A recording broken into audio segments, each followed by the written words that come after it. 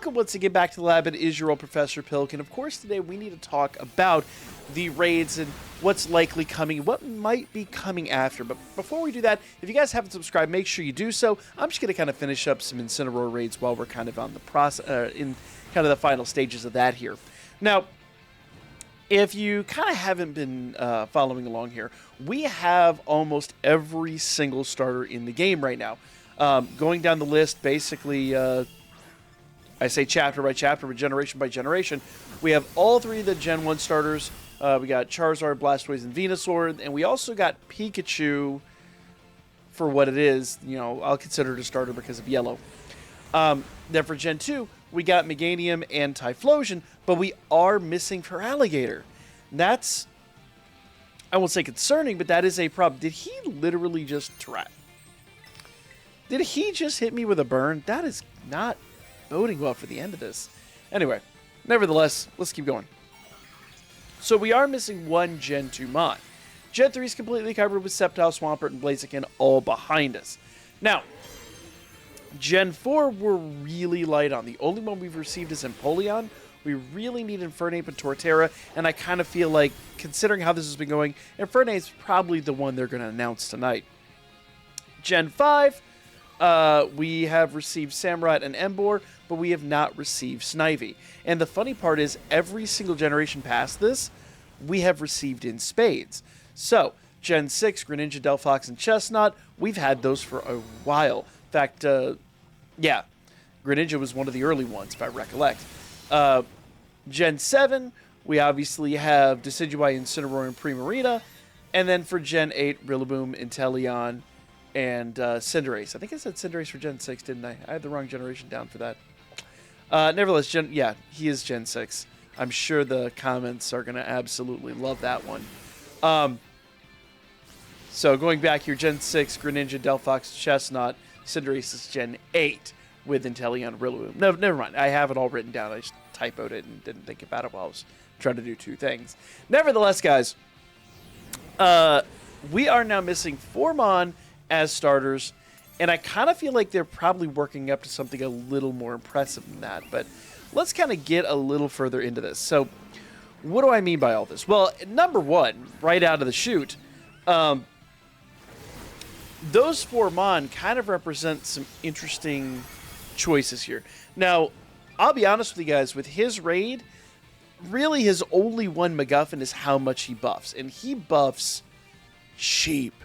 This dude's whole thing is he just does bulk up after bulk up after bulk up after bulk up for practically no reason. Like, he'll literally within 2 or 3 turns of this, he'll be bulked all the way up. He does hidden bulk up after hidden bulk up, and it's really crazy. And dare I call it kind of a desperation move, but it really just honestly, truly is. His bulk ups kind of represent just the general weakness of the Mon. Dare I say that? It's going to make some people kind of upset. But, you know, like, he doesn't have any special MacGuffins like we've seen in the past. They're just kind of relying on raw power. They're not relying on any kind of special strategy. And while that is at some point a thing, and he is a strong Mon, I think most of us kind of are at the stage where we're looking for something special in a Mon. And he kind of doesn't represent that. You know, the only reason that he was so impressively tough from the word go in this raid is solely because, and I'm not a very good representation of that right now because I am burned and obviously my attack is halved. But obviously, you know, with Malamar, all we did was turn that back on him. Now, when I come to these last few Mon, I'm kind of like trying to look for what's going to be their big thing. And I'm going to get to Feraligatr, but I'm going to skip Gen 2 and go straight to Gen 4. Because obviously Chimchar is most likely our next Mon. I mean, just realistically speaking, we've had what? This is I think he's the 3rd Firemon back-to-back. Incineroar is, I'm saying. So Chimchar would be like number 4, number 5 back-to-back. And most of these guys have just kind of been blasé. Now, when it comes to Infernape is a great Mon. He's got good special attack and good physical attack, and both are about on par with some really solid speed.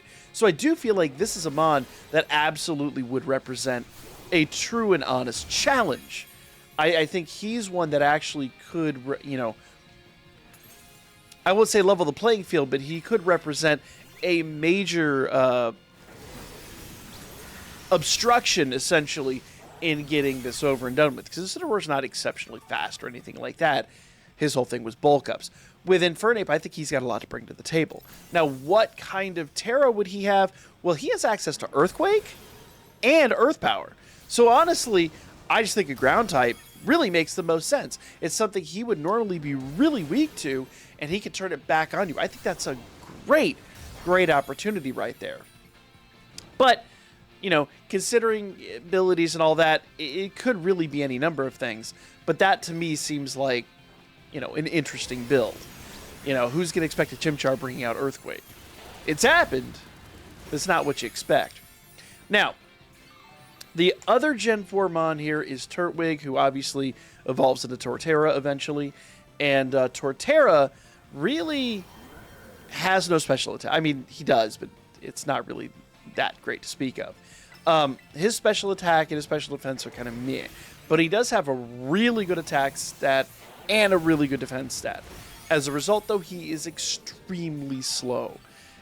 However, he's also very heavy. And he has access to Heavy Slam. So a Steel Tera on that Mon would represent something really, really interesting. And I do feel like with his movesets and everything that he has at his disposal, I think he would represent a real challenge for people that are going to naturally want to bring a fire Pokemon to that battle. So, honestly, I'm going to call it now, Torterra with a Steel Tera would be just interesting and dangerous. Second to last, we're really talking Superior. And Superior, you know, he doesn't have great HP, and his physical attack and his special attack stat are about on par, all at 75 base, where his special defense and his physical defense are much higher. So he kind of could be interesting. But at 113 speed, this guy could be a legitimate threat. Now, Tera typing. Now, for Snivy or for Superior, I kind of feel like a Dragon Tera would make the most sense. He's got access to Dragon Pulse and Outrage.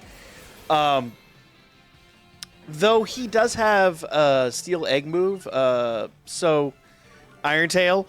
So it could be that, but I kind of feel like Dragon makes the most sense. So those three, I won't say predictable, but that seems to be the Teras that make the most sense on the surface.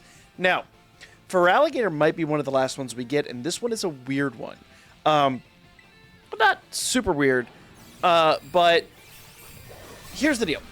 So Feraligatr has huge attack, huge defense, but he is really slow, very much like Torterra. And he's very weak to special attack and you know, all that. So he's not super predictable there. And on the surface of it, I kind of want to say, like, you know, Dragon Tera, because he does have access to Dragon Claw and Dragon Dance, and Ground Tera because he does have access to Earthquake and Dig. But my honest answer here, and the thing I just want to kind of point out, is that his hidden ability is Sheer Force. So it would really benefit him to use a move that has a secondary effect, like Ice Beam. So, here's what Sheer Force would do for him. Literally, Ice Beam would, I think it's double, or is it like, it's a percentage increase. I don't think it's double. I think it's like 50%. I forget the exact percentage, but basically, it's going to take away that secondary effect and make him more powerful. So really, it's kind of just a crazy good moveset if he includes Ice Beam. And he's going to be a seriously tough opponent. Now, that's not to say any of this is 100%, you know, going to happen.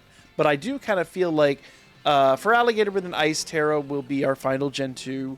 Infernape with a Ground Tera probably coming tonight. Torterra with a Steel Tera just makes a ton of sense. And Superior with a Dragon Tera just, once again, super makes a lot of sense. Now, that's 4 weeks of raids. I would not be shocked if they kind of did like a Halloween raid, or maybe even a bunch of Halloween raids where they introduce, ghost-type Pokemon or dark-type Pokemon. Maybe even give us some, legendaries or, like Darkrai or things like that. I know we've already gotten a Darkrai as an award, but, there's lots of options out there for legendaries or mythicals or whatever that we could include in October. So I think we pretty much can count out anything really super special until November. Now, we did get a rerun of Pikachu, so I think there's a high probability that we could get a rerun of Mewtwo, and I personally would love that because I've got a stockpile of Mews that I need to get not shinies, but the Mightiest Mark on. For those of you that weren't around or don't remember, basically if you had a Mew and you ran that Mew against Mewtwo, you could get the Mightiest Mark not only on the Mewtwo that you capture, but also on your Mew. So I totally see that maybe being a rerun. They've already rerun Gimmighoul, they've already rerun Pikachu. That's the only one they haven't really rerun that isn't like a starter. So I think that is a distinct possibility. However, what we're doing is we're getting really close to the 2nd anniversary of the game. And they're going to want to bring out something really, really special for that. So as November and even December start to kind of encroach on us, I'm expecting some big stuff. And that's about the time that Sword and Shield started really seeing a lot of those special events. We had the shiny legendaries for that game that came out. There's just a mass of different Mon for this game especially that we could start getting raids for come November or December time. Ton of legendaries we have in the game. Obviously, none of our legendary Mon have any shinies whatsoever. That would be really, really, really cool. I even honestly think the 4 legendaries that they introduced kind of as the post-game, your first real post-game experience in here, kind of don't get a lot of shine for the most part. Like, there's a few of them that get some use here and there and have competitive use, but people really talk more about Koraidon and Miraidon over them.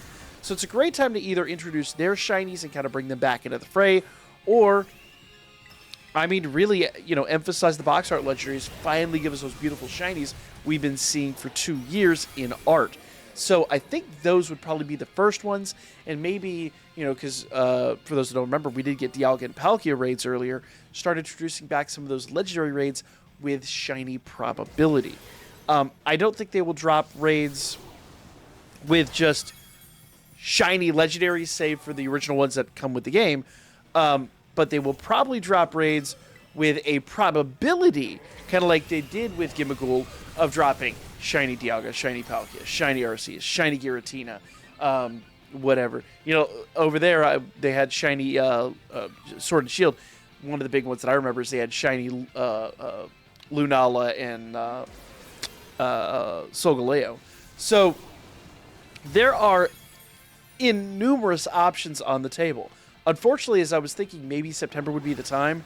Honestly, guys, as we encroach on, the inevitable introduction of the Switch 2, a lot more Z Alpha news coming out and things like that, I think it's a no-brainer to think that in order to sell the last few, Switch machines and Scarlet and Violet games and all that, going into this final, this final holiday season where this is like the premier Pokemon game, I think they're going to try to pull out all the stops and sell those last few copies. So that is my personal prediction for what the end of the year is going to look like. And of course, January really kicks off, that last stint into their fiscal year where we start getting all of that other news. So that's my prediction. Let me know what you guys think in the comments down below. Comments are super important on something like this, and your opinion, absolutely no matter what, is not wrong and is welcomed here. Just keep it civil, guys. You can disagree, but keep it civil. Like, comment, share.